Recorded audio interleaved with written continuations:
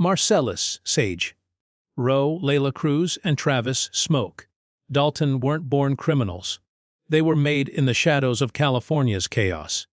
One was a tactical mastermind, the other a digital ghost, and the third a walking explosion. Together, they built the Black Vultures, the most ruthless gang the state had ever seen. Silent, surgical, and terrifyingly invisible. But when betrayal sparked from within, their empire of fear began to unravel, revealing a network far darker than anyone could imagine. This is the true story of how legends are made, and how even in a cage, a vulture can still command death. In the late 1990s, Oakland, California was already known for its struggling neighborhoods, rising crime rates, and underground drug wars. But within that chaos, a new kind of threat began to rise, silent, organized, and unlike anything the streets had seen before. It started with a man named Marcellus Rowe, better known in the underworld as Cage. A former military dropout with a sharp mind and a dark past, Cage had seen what violence without purpose looked like, and he wanted to change the game. He didn't just want to survive in the criminal world. He wanted to rule it. Cage returned to Oakland after a dishonorable discharge from the Marines. He had no job, no family, and no future. But what he did have was knowledge, tactical, strategic, and psychological. He understood people, how they think, what scares them, and how far they'll go when backed into a corner. He started small, pulling off carefully planned robberies that left no trace. He handpicked his crew, no gangbangers, no hotheads. He wanted discipline, loyalty, and silence. His first recruit was Travis Dalton, a quiet and intense man nicknamed Smoke. Travis had done time for blowing up an ATM using homemade explosives. He was brilliant with chemicals, timers, and surveillance. Cage saw the potential and offered him a purpose to build something lasting. Next came Layla Cruz, a former cybersecurity analyst who had been fired after a data breach scandal. Layla had vanished from her past life and was living under a fake identity when Cage found her. She brought something that most gangs lacked: digital invisibility. She could wipe phone records, scramble GPS logs, and erase backgrounds. With Smoke and Layla, Cage had his foundation. Over the next 2 years, Cage began assembling what he called the Black Vultures. The name symbolized something ominous, quiet, and deadly. A vulture doesn't attack with noise. It waits, watches, and then strikes. The name was also symbolic. They would feed off the dying system around them, picking it apart, piece by piece. Cage made it a rule that his members never identified themselves publicly, never wore symbols, and never claimed blocks. The Black Vultures weren't about territory, they were about power, control, and influence. Unlike traditional gangs, they didn't draw attention with flashy cars or loud shootouts. Their hits were surgical. If someone owed money, they disappeared. If a rival tried to interfere, they were found in a motel room with no witnesses, no cameras, and no motive visible. Rumors began to spread across Oakland and nearby cities about a ghost gang that didn't operate like anyone else. Police had nothing to go on. No prints, no DNA, no names. Only a few whispers from terrified criminals who spoke of Cage as if he were a myth. Cage wasn't just running street operations. He began investing in real estate, laundering money through small businesses, and planting people inside city departments. A low-level city clerk here, a construction contractor there. Slowly, the Black Vultures were building their web. Cage believed in long-term planning. He had military maps of city infrastructure and had his crew study blueprints of banks and police stations. Not to hit them, but to understand how the system worked from the inside out. By 2001, the Black Vultures were no longer a rumor. They controlled drug shipments, managed underground casinos, and orchestrated kidnappings for ransom. But still, law enforcement had no solid lead. Whenever something went wrong in the criminal underworld, people started blaming the Black Vultures, even if they weren't involved. That's how deep their fear ran. Cage didn't just create a gang, he built a brand of terror. And yet, the world outside remained mostly unaware. There were no mugshots, no arrests, no public shootouts. The Black Vultures were the perfect predators, silent, patient, and absolutely merciless. In the early morning of October 17, 2004, the smell of blood and gunpowder lingered inside a cold, abandoned warehouse on the edge of East Los Angeles. Inside, 7 bodies lay in a perfect line on the concrete floor, each victim shot once in the chest with clinical precision. No signs of struggle. No fingerprints. No shell casings. The only clue left behind was a black feather placed gently on the chest of each victim. The media would later call it the Warehouse Massacre. For the police, it was a wake-up call. For the Underworld, it was a message the Black Vultures had arrived in Southern California. The victims were mid-level dealers and couriers tied to a rival gang that had unknowingly hijacked a drug shipment belonging to the Vultures. The product, a shipment of high-purity heroin, had vanished before reaching its buyers, triggering a silent but deadly chain reaction. The rival gang, known as the Serrano Heights Kings, thought they had pulled off the perfect score. But they had no idea who they had stolen from. The Black Vultures didn't seek revenge in the traditional sense. They didn't spray bullets on street corners or shout threats in rap videos. They planned. They watched. And when the time was right, they executed. Detective Elijah Braxton was the first to arrive on the scene. A seasoned officer with over 20 years in LAPD's organized crime unit, Elijah had seen all kinds of violence. But nothing like this. The scene was too clean, too calculated. There were no signs of panic, no chaos, no forced entry. It was more like a ritual than a killing. As he examined the feathers, something stirred in his memory. An old case file from Oakland, years back, where a similar feather had been found on a victim who'd been quietly murdered during a supposed burglary. At the time, the killing had seemed random. Now, it felt like a pattern. Elijah began digging. He pulled every unsolved case that mentioned feathers, precise gunshot wounds, or missing cartel shipments.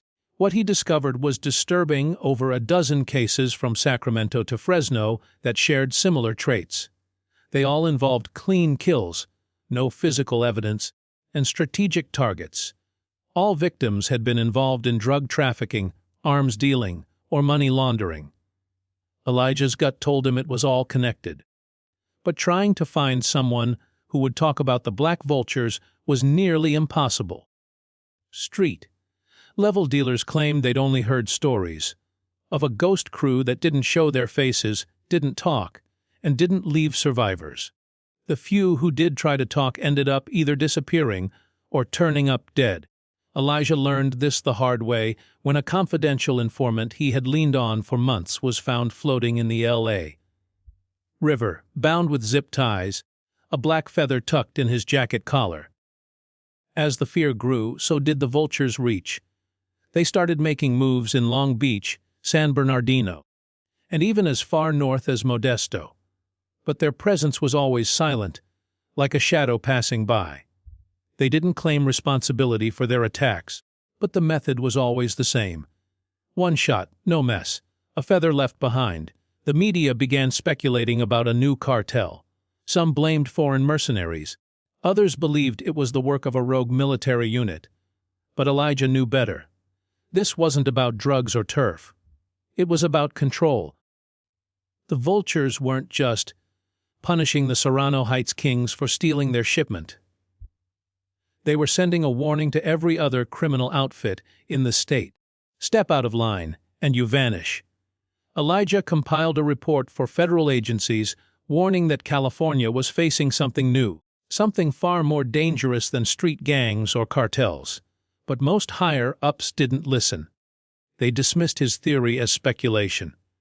No one wanted to believe a silent, faceless group could operate across the state without leaving a single trace. But Elijah knew the truth. The Black Vultures were not just operating in California, they were thriving. In 2006, 2 years after the Warehouse Massacre, a storm was quietly brewing inside the Black Vultures, one that no one saw coming. Layla Cruz, the group's tech mastermind and the one responsible for making the gang invisible to law enforcement, had begun to question everything she had helped build. For years, she had believed in Cage's vision, a silent empire built on control, order, and intelligence. But as the body count rose and the missions grew darker, Layla started keeping secrets of her own. She was brilliant, cautious, and knew the digital world better than anyone.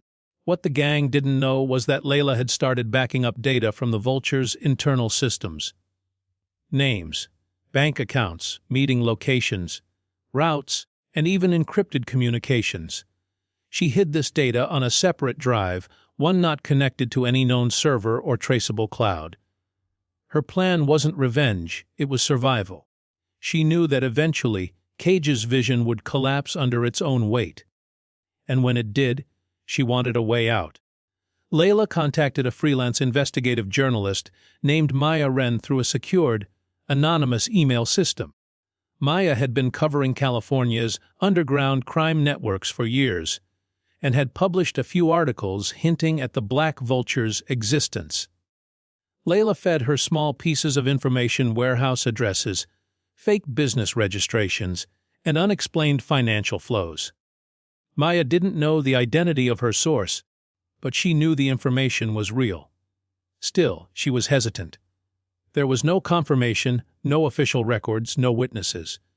Just scattered data and a growing sense of danger. Then, Maya received a physical package, an unmarked envelope with a flash drive and a hand-written note. "They're everywhere. Trust no one." The drive contained files Layla had been collecting for over a year. Included were photos of gang members, bank transfers, surveillance footage, and detailed breakdowns of every Vulture operation across California. It was enough to bring the entire empire crashing down. But with it came risk. Huge risk. Maya debated going public. She reached out to 2 federal agents using fake names and burner phones. But days after her first contact, she came home to find her apartment door slightly ajar. Nothing was stolen, but her laptop had been moved, and under her pillow was a black feather. She froze. Someone knew. Someone had been there. At the same time, Layla realized her communications had been compromised. A failed server ping alerted her that one of the gang's internal systems had been accessed from a location it shouldn't have been. Within hours, she wiped everything from her personal devices and went on the run. She used fake IDs, switched vehicles twice, and paid cash for a motel on the edge of Fresno. She was planning to leave the state, maybe even the country. But she never made it that far. 3 days later, her body was discovered in a shallow grave off a rural highway. She had been strangled. No fingerprints, no sign of struggle, just a single black feather tucked into the dirt beside her. News of her death never made headlines. The police listed her as a Jane Doe, and without any known family, the case was quietly closed. Maya, shaken but now fully aware of the danger, handed the data to the FBI. She insisted on anonymity and went into hiding. The agents, now fully aware of the scale of what they were facing, initiated a deep-level investigation. What Layla had exposed was far beyond what they expected: bribed officials, law enforcement moles, and offshore accounts connected to organized crime groups across 3 continents. Layla Cruz had given them the blueprint, but she paid for it with her life. Inside the walls of the Black Vultures, panic began to spread. Cage, always composed and calm, now moved with urgency. Someone had breached his empire. Someone had exposed the myth. And even though Layla was dead, the damage had already been done. By 2008, the Black Vultures were no longer just a feared name in the shadows.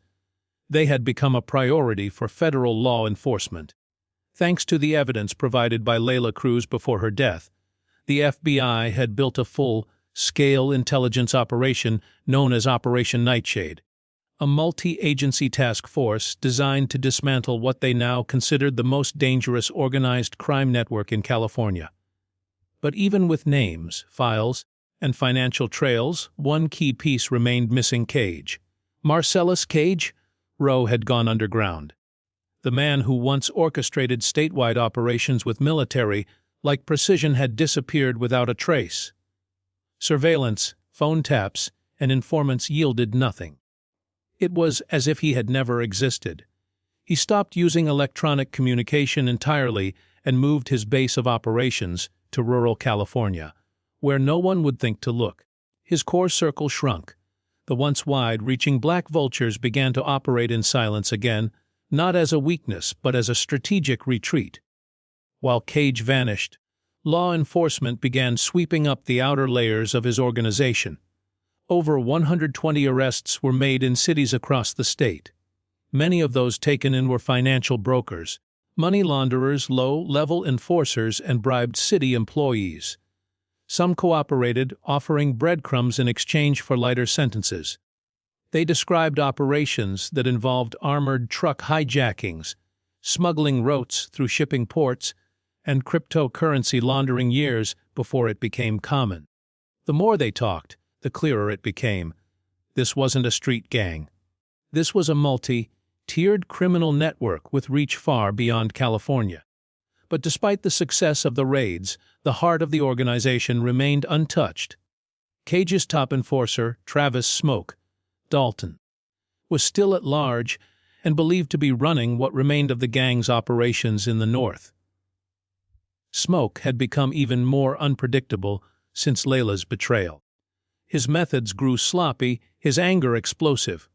It was during a failed bank heist in Sacramento that his recklessness finally caught up to him.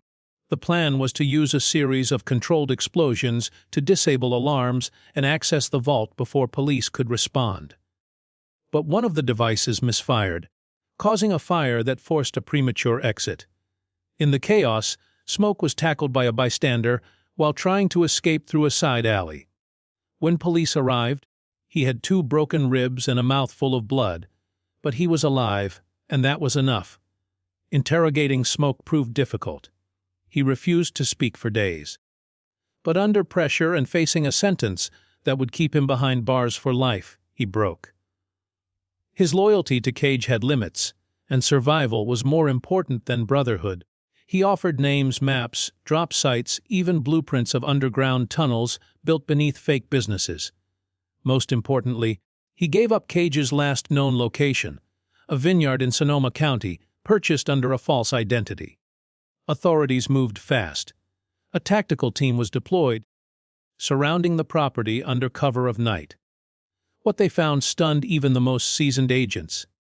Beneath the quiet vineyard, accessed through a hidden trapdoor in a wine cellar, was a fortified underground bunker.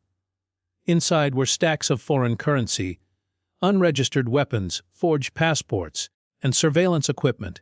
And in the center of it all, seated calmly at a steel table, was Cage. He didn't resist. He didn't speak. He simply stood, placed his hands behind his back, and stared blankly as he was cuffed. After years of silence, he was caught without a single shot fired. Marcellus Rowe was sentenced to 6 consecutive life terms with no possibility of parole. He was held in a maximum security prison in Colorado, completely isolated. But even behind bars, his name carried weight. The Black Vultures had been dealt a massive blow, their leader and enforcer captured, their network shattered. California breathed easier. But in quiet corners of the criminal world, whispers still echoed. No one believed Cage had done it all alone.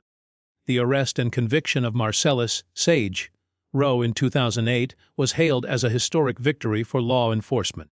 News outlets across the country celebrated the dismantling of what they called California's most sophisticated crime syndicate.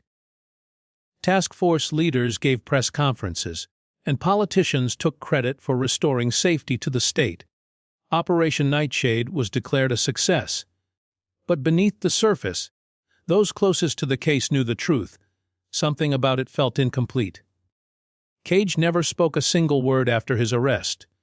Not during interrogation, not at trial, not even during sentencing. His silence only deepened the mystery. He was locked in a high-security federal facility with 24/7 surveillance, denied all outside communication. And yet strange incidents began to occur in the months following his imprisonment. In San Jose, a city contractor responsible for seizing one of the Vultures' shell companies was shot dead in his home. In Riverside, a cargo shipment that had once been part of the Vultures' smuggling route vanished en route to a government storage facility. And in Oakland, 3 retired members of law enforcement who had assisted with the case received anonymous threats, each accompanied by a single black feather. The FBI initially suspected loose ends, former Vultures seeking revenge. But the precision of the attacks, the timing, and the lack of evidence suggested something else. The Black Vultures were still out there, or at least someone who had inherited their method. Many believed that Cage had prepared for his downfall long before it happened. He was too careful, too calculated to not have a contingency plan. Some agents theorized that he had appointed someone to take over, someone operating under the alias Vulture Prime, a name that had started appearing on dark web forums and encrypted message boards used by criminals. Meanwhile, Maya Wren, the journalist who had exposed the organization through Layla's data, had vanished from public life. She was placed under federal protection and relocated out of state. Despite her critical role, she refused interviews and declined awards.